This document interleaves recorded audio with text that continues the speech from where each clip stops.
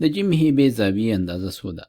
دلته یې مونږ ته جیم هیبې دا نقطه او دا نقطه د درې نقطو نه زاویه جوړه شوې جیم هیبې دا زاویه راکړې او دلته مونږ نه غوښتي چې دغه اندازه د دې څو ده. د دې اندازه نه ده راکړې، دا غوښتل شوي.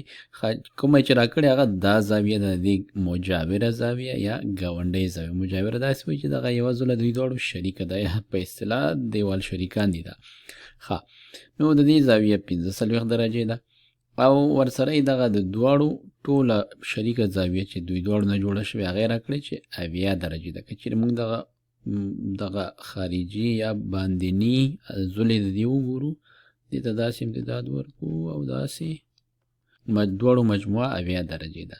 نو دغه نامعلومه زوله به څومره وي؟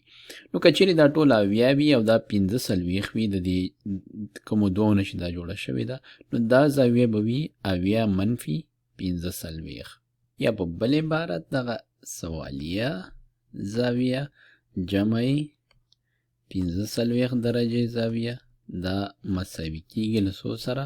دا مساوي کېږي له 70 درجو سره. یا مونږ وایو چې دغه د پوښتنې نښه دا مساوي کېږي له 70